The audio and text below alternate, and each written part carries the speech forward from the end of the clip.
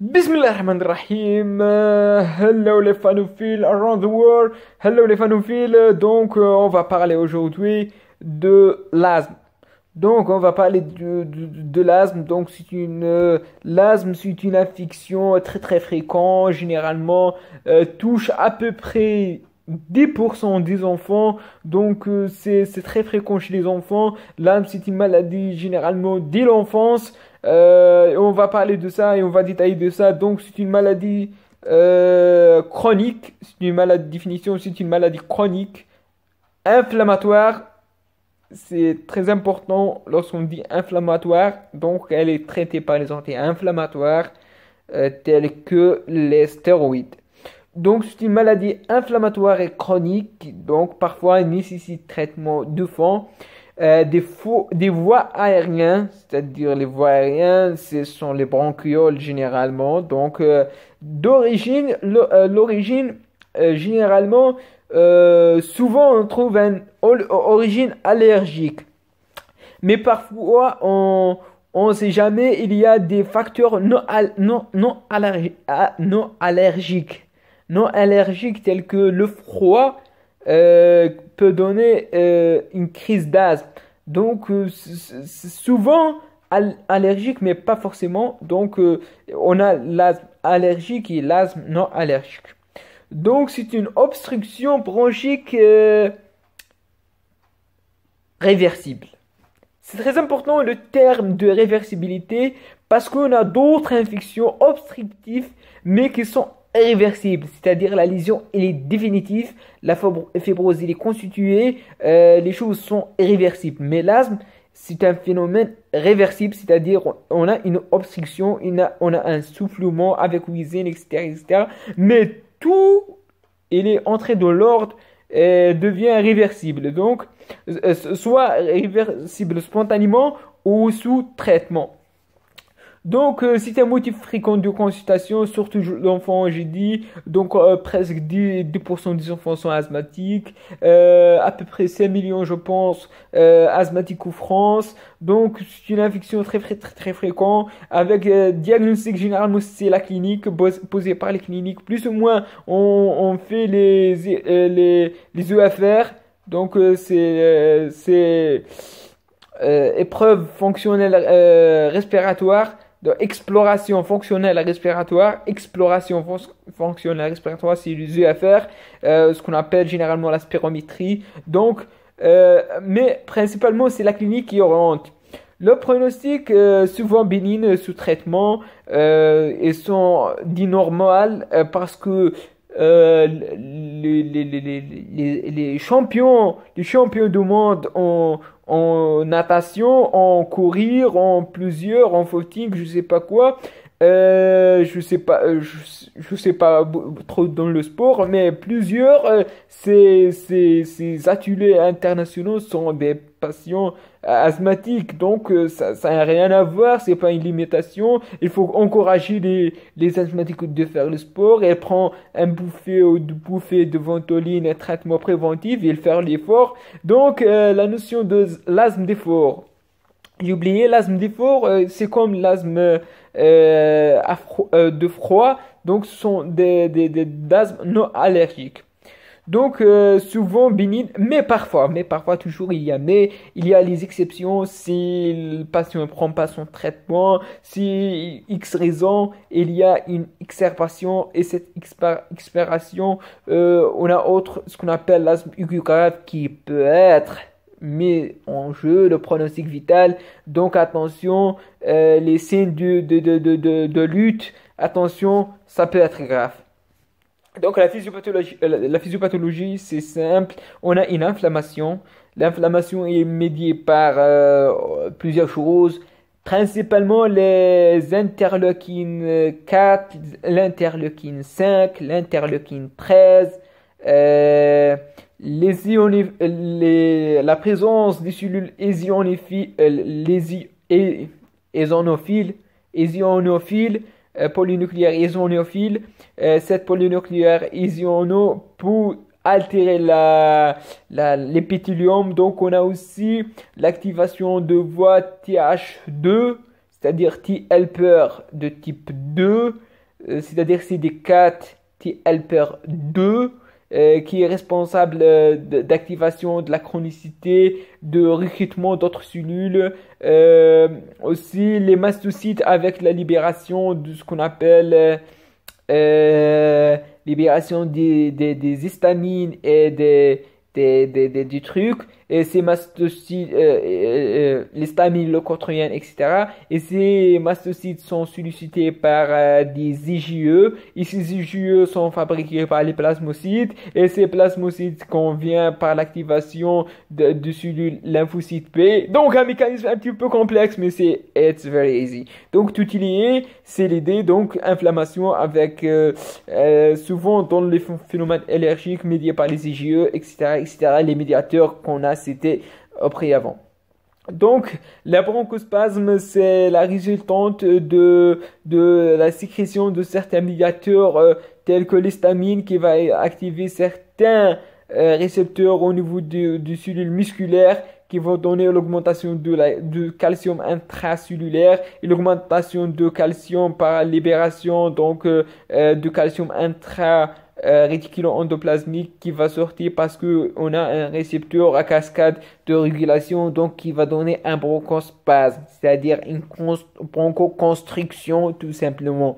Hyperréactivité bronchique tout simplement, c'est certains sujets qu'on dit atopiques, il peut réagir d'une façon exagérée par une minime substance allergique ou minime substance qui normalement ne causait pas cette réaction. Donc c'est la hyperréactivité. Donc ces trois phénomènes de la physiopathologie très très importants. L'inflammation, c'est pour ça qu'on traite par les anti-inflammatoires stéroïdiens. Bronchospasme, c'est pour cette raison on traite par les bêta-2 mimétiques. L'hyperréactivité bronchique, on n'est encore pas un traitement efficace pour cette, mais il est toujours un espoir. Donc les facteurs déclenchants, comme j'ai dit, l'allergène, les médicaments, ANS, bêta-bloquants, IEC, aspirine, l'aspirine qui va donner la triade de Vidal, l'infection, bronchite, rhinite, sinusite cause la plus fréquente, pollution atmosphérique, aérosol, fumée, fumée de tabac, brouillard, tabac, etc. Donc l'air voie sec, l'effort. Donc, dans les allergènes, on a la plume allergène, la trove allergène et autres allergènes. Donc, les acariens, les plates, etc., les moisissures sont tous ces allergènes qui peuvent donner un asthme. Donc, diagnostic positif, comme j'ai dit, principalement la clinique et plus ou moins exploration fonctionnelle respiratoire. Les symptômes paroxystiques le plus souvent nocturnes, tout sèche, isolé, productif, oppression au repos, dyspnée et sifflement résidiforme. Les sifflements, donc parce qu'on a une obstruction. Donc l'examen clinique, le thorax est distendu, sonore, la percussion, la présence des sibilants à l'auscultation. Le débit de pointe, généralement, qui va être abaissé par la mesure au peak flow. Surtout l'examen recherche des signes de gravité. Les signes de gravité, bien sûr, sont les signes du lutte, la terrasse sternale, le battement des ailes de nez, la terrasse sternale et le balancement thoraco-abdominal. Donc, ce qu'on appelle la respiration paradoxale, la tachypnée, la tachycardie, et après une silence respiratoire qui pré-mortem, c'est-à-dire une silence respiratoire avec bradycardie après la mort. Donc, attention, il faut réagir au moment de lutte. Au moment de signe de lutte, il ne faut pas hésiter de lutter contre les signes de lutte. Faire votre effort parce que parfois les crises d'asthme ça peut être passé donc gravissime et mortel.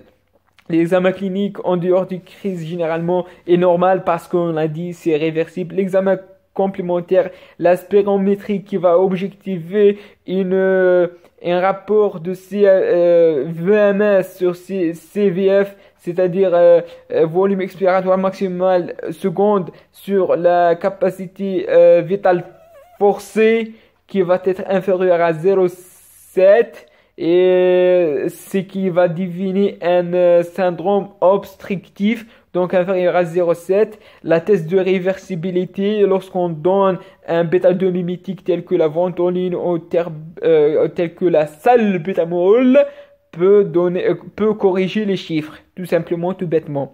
Rarement on fait un test de provocation, c'est-à-dire provation, c'est-à-dire personne qui est normale. On suspecte un asthme, on donne la métacholine, et lorsqu'on donne la métacholine, elle va faire une bronchoconstriction, et cette bronchoconstriction, il faut faire en milieu hospitalisé, parce que peut perdre un patient avec une bronchoconstriction induite par le métacholine. Donc, diagnostic différent, la cardiopathie gauche, on donne l'Azilix, on va corriger ce AP. La BPCO, comme j'ai dit, la BPCO, c'est un diagnostic différentiel majeur avec l'asthme.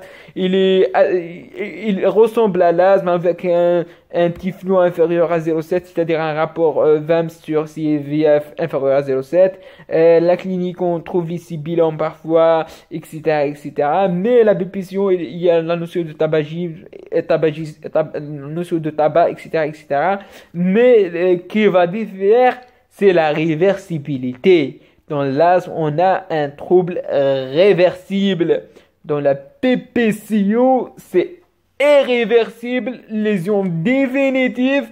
Il n'y a pas une réversibilité. Dans la PPCO, souvent on n'a pas une réversibilité, c'est-à-dire on n'a pas une corrigée de rapport de VAM sur CF. La DDP peut donner un syndrome obstructif parfois avec des wheezing, etc. Corps étranger, tumeur bronchique, donc sont les diagnostics, les principaux diagnostics différentiels. Bien sûr, selon le terrain, on fait, ou bien parfois, si on doute, on fait un radiographie de thorax. Donc, devant un asthmatique, il faut deux choses qu'il faut jamais oublier. Il faut faire un téléthorax pour éliminer une cause organique. Et il faut faire les EFR pour confirmer le diagnostic. Donc, ce sont les principes. Donc, l'asthme contrôlé et non contrôlé. Tout simplement, un asthme contrôlé, c'est un asthmatique qui a maximum 2 fois par semaine un symptôme diurne. Et il n'y a pas de limitation des activités, pas de symptômes nocturnes, maximum 2 fois par semaine, utilisation de bronchodilatateurs, le DEP est normal, l'exacerbation, il n'y a pas des exacerbations pendant une année, il n'y a pas. Donc, sinon, on parle d'un asthme partiellement contrôlé ou non contrôlé. On a donc limitation avec symptômes diurnes, symptômes nocturnes, l'utilisation fréquente des bronchodilatateurs, le DEP inférieur à 80. Donc, tous ces trucs sont dits asthme non contrôlé. Le traitement, le traitement de l'asthme, comme j'ai dit au préalable, on a 2 choses. On a inflammation, donc on va traiter l'inflammation. On a la deuxième chose, c'est quoi? Une bronchoconstriction, donc on va faire une bronchodilatation. Traitement de choix. Donc on a 5 étapes. Généralement, on commence par l'étape 3 et on va faire, si l'asthme il est bien contrôlé, on va descendre dans l'étape précédente. S'il n'y a pas un contrôle de l'asthme, donc on va augmenter la classe. Donc, principalement dans le step 1, c'est-à-dire l'étape 1, on a corticostéroïdes inhalés à faible dose. Non, l'étape 1, on n'a pas une corticostéroïde à faible dose, on a seulement le bêta-2 agoniste à courte de rédaction à la demande, c'est-à-dire le traitement de secours. Sinon, le traitement d'entretien, on ne donne rien. L'étape 2, on donne le corticostéroïde à faible dose. C'est le traitement d'entretien. Et au besoin, bêta-2 agoniste de courte durée d'action. L'étape 3, on donne la corticostéroïde avec bêta-2 agoniste de longue durée d'action, à faible dose bien sûr. Et dans le traitement de secours, on donne le bêta-2 courte durée d'action ou corticostéroïde inhalé à faible dose selon les besoins. L'étape 4, on donne dans le 31 un corticostéroïde avec bêta-2 à dose moyenne jusqu'à dose élevée et le même de traitement de secours bêta-2 court durée d'action avec corticostéroïde inhalé à faible dose. Donc l'étape 5, c'est autre traitement. On adresse le patient pour un traitement complémentaire, exemple les anti-IgE, etc. Donc c'est une étape plus élevée, on peut discuter autre traitement. Mais généralement, dans l'étape 2, 3, 4 sont les principales, les patients, 90% des patients sont là, donc on va donner un traitement corticostéroïde à faible dose dans le traitement d'entretien. Parfois on donne le bêta-2 à longue durée d'action, parfois, mais pas toujours, toujours à faible dose. Si on va voir pas amélioration, on augmente les doses. Donc, et dans l'entretien, on donne la bêta-2 agoniste de court durée d'action à la demande. Donc, c'est ça le schéma simplifié de l'asthme. C'est la corticostéroïde inhalée à faible dose et les bêta-2 agonistes de court durée d'action. Donc, deux traitements peuvent gérer l'asthme. Parfois, on a d'autres traitements. La thiophiline, je ne vous pas conseiller par le thiophinile parce qu'elle a des effets secondaires très gravissimes. Il donnait au niveau des urgences, de l'extrême d'urgence, on donne la thiophinile. C'est un inhibiteur d'un enzyme phosphodésestérase, mais non spécifique à la phosphodésestérase numéro 4 qui existe au niveau des poumons. C'est-à-dire qu'elle va inhiber tous les enzymes phosphodésestérase au niveau de l'organisme. Donc, elle a une fourchette thérapeutique très étroite. Donc, il y a aussi les inhibiteurs de leukotriene, Leucaster, etc. Ou bien ce qu'on appelle un médicament Zileuron, qui est inhibiteur d'enzymes de la fabrication de leukotriene. Donc, ce sont des médicaments au futur. Il y a aussi les inhibiteurs des IgE, comme j'ai dit, normalement amixumab. Donc, c'est les normalement il est écrit ici, donc il n'est pas écrit ici. Donc sont les traitements de futur. Il y a aussi un essai des antagonistes de IL-5, mais sont restent dans le traitement de futur. Donc, on est arrivé au bout du sujet de l'asthme. Donc, je vous remercie pour votre attention. N'hésitez pas de cliquer sur j'aime, abonner sur ma chaîne, aider, aimer, partager. À la prochaine, Inch'Allah.